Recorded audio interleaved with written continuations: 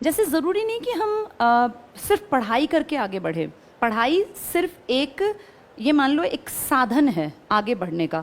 क्या पता कल को तुम में से कौन क्या करेगा, मुझे भी नहीं पता, तुम्हें भी नहीं पता। क्या पता किसका कैसा सर्कल होगा, कोई बहुत बढ़िया नौकरी पे पहुंच जाएगा, कोई बहुत बढ़िया बिजनेस कर लेगा। क्या पता कल को कोई ट्रांसपोर्टेशन का काम कर ले, कोई किसी और फील्ड में निकल जाए। किसी भी फील्ड में जब हम सक्सेसफुल होना चाहते हैं ना, तो पहली शर्त होती है बेटा, जिस इंसान में ईमानदारी है वो आगे बढ़ेगा 100%।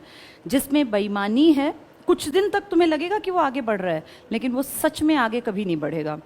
जिसके अंदर ईमानदारी होगी, मेहनत करने का गुण होगा, और जिसके अंदर सच्चाई होगी, उस इंसान की किस्मत धीरे धीरे धीरे बदलने लगेगी। जब हम पैदा होते हैं ना, तो बहुत सारे बच्चों को बहुत कुछ नहीं मिलता। किसी को अच्छा माहौल नहीं मिलता, किसी को पेरेंट्स अच्छे नहीं मिलते, किसी के घर में पैसे की कमी होती है। कोई भी ऐसा नहीं है परफेक्ट। मैंने अपनी लाइफ में देखा जो कहे मुझे तो कभी ज़िंदगी में कोई दुख ही नहीं था। सबको परेशानी आती है, सबको। किसी के घर में हेल्थ प्रॉब्लम्स होती हैं, किसी के में फाइनेंशियल प्रॉब्लम्स होती हैं, किसी के में इमोशनल बॉन्डिंग अच्छी नहीं होती। कई लोग हैं ना बहुत अमीर हैं, लेकिन माँ बाप के और बच्चों के रिश्ते बहुत ख़राब हैं। बच्चे और माँ बाप का आपस का रिलेशन इतना ख़राब है कि वो घर में रुकना नहीं चाहते, एक दूसरे के चेहरे नहीं देखना चाहते। तो इसलिए ये मत सोचो कभी भी कि सिर्फ दुख तुम्हारे हिस्से आया। कई बार ऐसा होता है, बाहर से देखने में बड़े अच्छे परिवार हैं, लेकिन अंदर बहुत टॉक्सिक होते हैं।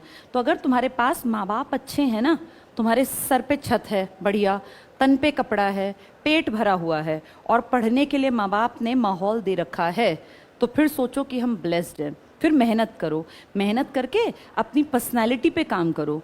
तुम्हारी एज में एक बहुत बड़ी बात पता है क्या होती है? जैसे एक इंसान की पर्सनालिटी जब बनती है, तो उसमें सिर्फ ये कागज़ नहीं बोलते। ये 12वीं का सर्टिफिकेट मिलेगा, मार्कशीट मिलेगी, तुम इसको अपने लॉकर में कहीं रख दोगे। रोज़ यहाँ माथे पे चिपका के कोई नहीं घूमता मार्केट में, लेकिन कुछ लोगों के खड़े होने के ढंग से, बात करने के तरीके से, बॉडी लैंग्वेज से दिखता है कि इन्होंने अपने ऊपर काम कर रखा है। और कई लोग पढ़े लिखे होते हैं, लेकिन देखने से लगता है कितने बेवकूफ़ हैं, परवरिश खराब है, संस्कार नहीं है। तो ये सब चीज़ें कैसे आती हैं? ये उन मार्क्स से नहीं आती, ये काम करने से आती हैं। अपनी पर्सनालिटी पे काम करो। ये सोचो कि मुझे एक एक दिन अपने अंदर सुधार करना है। ये सुधार कैसे होगा? अपनी लैंग्वेज अच्छी बनाओ बेटा, भाषा, ज़बान।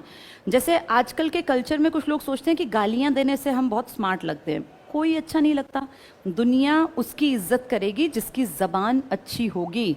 अपनी लैंग्वेज में अच्छी वोकैब ऐड करो। तुम्हारी जो एज है ना, ये होती है पर्सनालिटी बिल्ड करने की एज, कि भाई हमारा व्यक्तित्व कैसा हो, हमारी भाषा अच्छी हो, हमारे उठने बैठने का तरीका अच्छा हो। जब हम बैठे हों तो हमारे बैठने में एक अलग से यूँ दिखे कि हाँ भाई सधे हुए बैठे हैं। ऐसे झुके कंधे, उदास चेहरा, ये नहीं होना चाहिए। लगो कि तुम जवान हो, क्योंकि सबसे जो अच्छा फेज़ है ना जीवन का, लाइफ का, वो वही है जिसमें तुम लोग हो। इसी को बोलते हैं अब तुम लोग धीरे धीरे देखो 17, कितने लोग 17+ हैं यहाँ? 17 साल के, ठीक है, लगभग बच्चे हैं। कोई ऐसा है जो 16 का बैठा है क्लास में? एक दो बच्चे। 17 के तुम होने वाले हो ना, तो फिर 17 अब हो जाओगे 17 के। तुम में से ऐसा कौन है जिसका बर्थ ईयर 2009 का है? 9 की स्टार्टिंग होगी। कोई ऐसा है जो 9 में भी जून के बाद पैदा हुआ हो? कोई नहीं मिलेगा।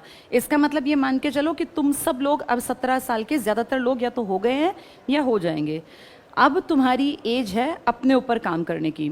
लैंग्वेज अच्छी बनाओ, 100% काम करो लैंग्वेज पर।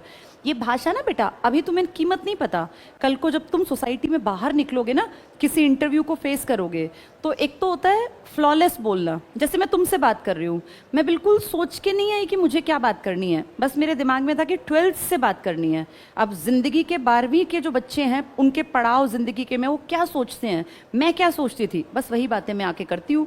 लेकिन इसको शब्दों में पिरोने की जो कला है ना, वो तब अच्छी होती है जब आपने खूब किताबें पढ़ी हों। ये किताब ये नहीं जो हम पढ़ रहे हैं, सिर्फ साहित्य पढ़ना पड़ता है, बहुत अच्छे पढ़े लिखे लोगों को सुनना पड़ता है। जब आप अच्छी चीज़ें देखते हैं, पढ़ते हैं, सुनते हैं, तो फिर धीरे धीरे वो आपकी लाइफ का पार्ट बन जाता है। फिर आप अच्छा बोलने लगते हैं। बोलने की कला सब में नहीं है, ये अर्जित की जाती है। जब बच्चे का जन्म होता है तो किसी को बोलना नहीं आता, लेकिन फिर धीरे धीरे तुम देखो, आज तुम्हारे सामने 2 बड़े कैरेक्टर इंडिया में, एक मोदी जी और एक राहुल गांधी। राहुल गांधी की सबसे बड़ी जो कमी गिनी जाती है ना, वो बोलने की कमी है, और मोदी जी का जो सबसे पॉजिटिव पॉइंट है वो है उनकी बोलने की कला। हिटलर को तुमने पढ़ा है? हिटलर का सबसे पॉजिटिव पॉइंट क्या था? वो बहुत अच्छा ओरेटर था, बहुत बढ़िया वक्ता था। जब वो बोलता था ना, दुनिया सुनती थी। इसलिए देखो, कुछ ज्यादा कुछ नहीं था जर्मनी के पास। फर्स्ट वर्ल्ड वॉर में सब बर्बाद हो गया था, सब कुछ खत्म हो गया था। लेकिन उस, मैं ये नहीं कह रही हिटलर अच्छा आदमी था, हिटलर में बहुत सारी कमियां थी, लेकिन एक गुण है जिसको हम नकार नहीं सकते, वो ओरेटर बहुत बढ़िया था, वक्ता बहुत अच्छा था। हर इंसान में कोई ना कोई गुण होता है। तुम्हारी जो पर्सनालिटी है ना, इसमें एक बड़ा गुण साबित हो सकता है तुम्हारी बोलने की कला। इतना अच्छा बोलने की कोशिश करो, अच्छा सुनो, अच्छा पढ़ो, फिर अच्छा बोलना अपने आप आ जाएगा। जिसकी जबान अच्छी होगी ना बेटा, जिसको अपने आप को प्रेजेंट करना आता होगा, मान लो तुम कहीं इंटरव्यू में जाओगे, कल को कहीं तुम जॉब्स के लिए जाओगे, कुछ भी होगा, इंटरव्यू में एक पैनल बैठता है 4-5 लोगों का, पढ़े लिखे बहुत काबिल एज्ड लोग होते हैं। वो तुम्हें, जैसे तुम कमरे के अंदर एंटर करोगे ना, तुम्हारे सिर्फ एक तरीके से, एंट्री के तरीके से तुम्हें जज कर लेंगे कि ये बेवकूफ़ है या ये समझदार है। फिर तुम बैठ के जब अपनी बातें करोगे उनसे, तो तुम्हारे शब्दों का जो चयन होगा ना, वो उन लोगों को प्रभावित करेगा। कुछ लोग सोचते हैं कि वहीं जाके तैयारी करेंगे, नहीं। इंटरव्यू की तैयारी या बातचीत करने की तैयारी तो बेटा पार्ट ऑफ लाइफ है, ये हम जिंदगी से सीखते हैं। अभी जैसे मैं किसी को कहूं कि बेटा यहाँ आके 5 बातें बताओ, तो तुम सबका तरीका अलग अलग होगा। सेम बातें बुलवाऊंगी मैं, लेकिन सब अलग अलग तरीके से बोलेंगे, कारण तुम सबके बैक पे तुम्हारी अपनी भाषा भी तो है, उसका भी तो डेवलपमेंट हुआ है। तो अब तुम्हारी जिम्मेदारी है, तुम हो रहे हो बेटा बड़े, अब अगले साल तुम्हारी लाइफ एक नया टर्न लेगी। वो किस दिशा में जाएगा कोई नहीं जानता। मैं बस इतना कहूंगी कि एक तो अपनी भाषा पे काम करो, एक अपने पहनावे पे काम करो। पहनावे का मतलब ये नहीं कि महंगे कपड़े, महंगी जूते, महंगी बेल्ट पहनना, नहीं। बहुत साधारण कपड़ों में भी तुम्हारी पर्सनालिटी अच्छी लग सकती है, और बहुत महंगे कपड़ों में भी तुम वाहियात लग सकते हो। नॉर्मल से कपड़े पहन के भी आदमी कैसे अपने आप को कैरी करता है, ये बहुत बड़ा मैटर होता है। बहुत लोग जो बहुत ऊंचे लेवल पे होते हैं, कॉन्फिडेंस की कमी होती है। ऊंचे का मतलब अमीरी, पीछे से बैक पे पैसा, कॉन्फिडेंस नहीं होता। और बहुत एवरेज बच्चे पढ़ लिख के, किताबों में से गुजर के, लाइफ को समझ के, अच्छी भाषा बना के नॉर्मल कपड़े पहनते हैं, लेकिन कॉन्फिडेंस से भर जाते हैं।